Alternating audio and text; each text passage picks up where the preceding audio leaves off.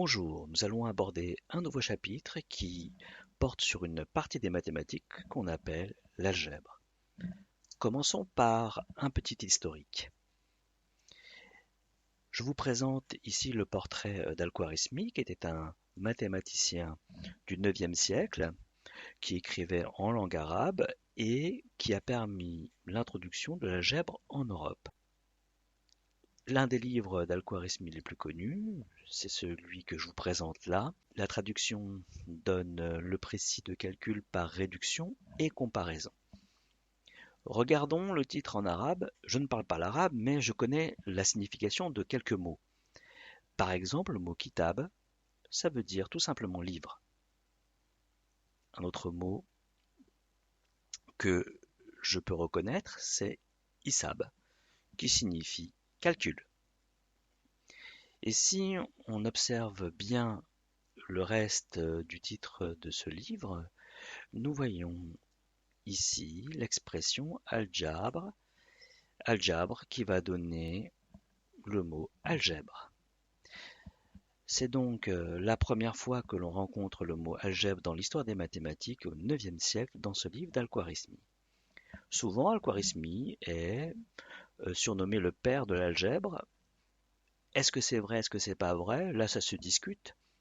En tout cas, il n'est pas le premier à avoir fait de l'algèbre. On va remonter un peu le temps, on va se déplacer dans le temps et dans l'espace. Petite frise chronologique pour resituer un petit peu tout ça. Al-Khwarizmi, donc au début du IXe siècle, est un mathématicien de la région de Bagdad, que j'ai représenté en rouge ici, et nous allons nous déplacer dans le temps et dans l'espace. Nous arrivons entre le 1er et le 4e siècle avant Jésus-Christ à Alexandrie, et là nous avons un mathématicien grec qui s'appelle Diophante d'Alexandrie. Alors le problème de Diophante d'Alexandrie, c'est que il a vécu entre le 1er et le 4e siècle avant Jésus-Christ. On ne sait pas trop, probablement au 2e ou au 3e siècle. On a très peu de livres ou d'ouvrages qui nous sont parvenus de lui, mais un qui est très important qui s'appelle Les arithmétiques.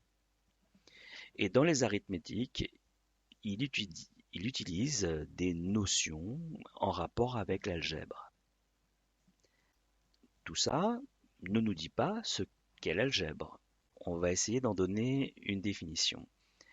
Alors là, c'est un petit peu compliqué parce qu'en fait, la définition, il n'y en a pas qu'une. Et il y a plusieurs algèbres en réalité. Selon son propre niveau en mathématiques, l'algèbre ne désigne pas la même chose. Selon les siècles, l'algèbre ne désigne pas la même chose. En effet, il existe l'algèbre linéaire, l'algèbre élémentaire, la géométrie algébrique, l'algèbre universelle, l'algèbre de Boole, l'algèbre générale, etc., etc. Souvent, quand on demande aux gens ce qu'est l'algèbre, alors ils imaginent des choses comme ça, qui leur ont fait assez peur. Que des lettres, plein de lettres, quelques signes d'opération comme un plus, un moins, des parenthèses bizarres, des symboles bizarres. Et tout ça, c'est vrai que ça fait peur. Si on se réfère à Diophante, eh bien, dans l'école d'Alexandrie où nous trouvons les premières traces de l'algèbre, c'est des calculs de quantité qui sont uniquement considérés comme tels, c'est-à-dire qu'elles ne se réfèrent pas à des choses concrètes. Elles ne permettent pas de calculer concrètement quelque chose. De plus, Diophante utilise les nombres non pas comme leur propre valeur, mais comme étant des valeurs générales. Alors tout ça, c'est un petit peu compliqué, hein. On va prendre un exemple simple. Supposons que le professeur de mathématiques demande aux élèves de recopier, puis d'effectuer tous les calculs suivants. Alors je ne vais pas tous les lire, je vais lire les premiers. 2 fois 7 plus 9 fois entre parenthèses 7 moins 3. 2 fois 8 plus 9 fois entre parenthèses 8 moins 3. 2 fois 9 plus 9 fois entre parenthèses 9 fois 3. 2 fois 10 plus 9 fois entre parenthèses 10 moins 3, etc., etc. Il y a en tout 11 calculs à recopier et ensuite à effectuer. Recopier ces 11 calculs, c'est assez long, et donc on peut se poser la question, est-ce qu'il n'y a finalement pas un moyen plus court pour écrire toute cette consigne?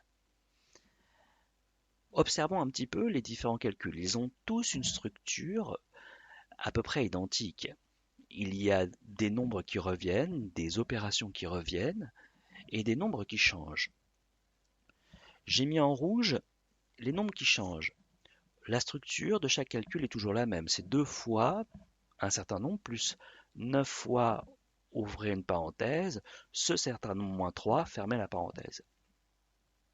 Étant donné que les structures sont toujours les mêmes, eh bien, on peut faire comme faisait Diophante.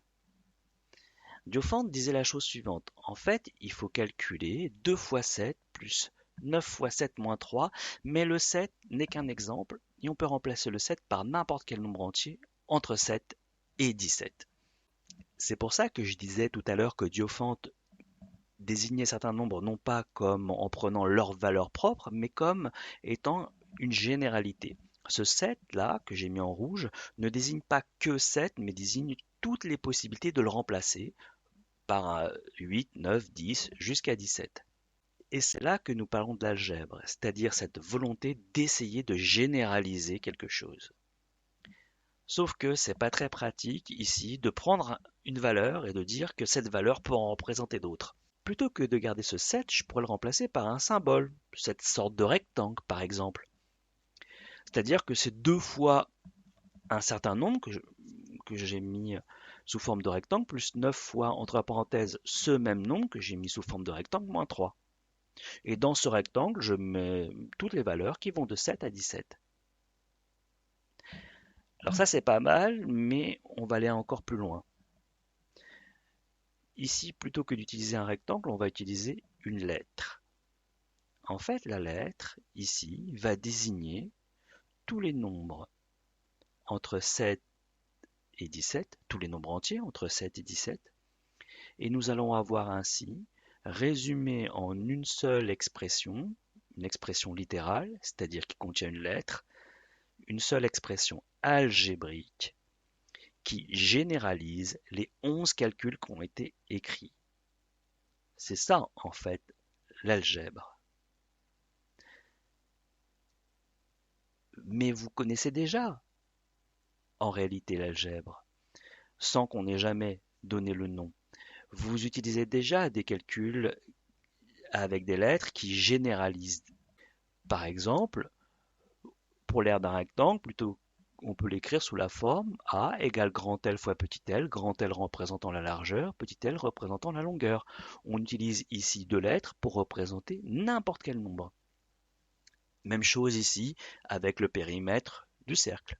Dans le périmètre du cercle, 2 fois pi fois r, r représente le rayon du cercle, et ce rayon, il peut évoluer. Notez bien que dans l'écriture 2 fois pi fois r, il y a une autre lettre qui est présente, qui est la lettre pi, et là cette lettre-là désigne toujours la même valeur. Je ne rentre pas dans les détails. Un autre exemple, la règle qu'on appelle la distributivité. Cette distributivité ne contient pas de nombre, elle ne contient que des fois, des plus, des symboles mathématiques, une égalité et des lettres. Ça veut dire que cette règle, elle est générale, elle s'applique pour trois nombres, n'importe lesquels, et elle est toujours vraie. Je vous remercie d'avoir écouté cette petite introduction.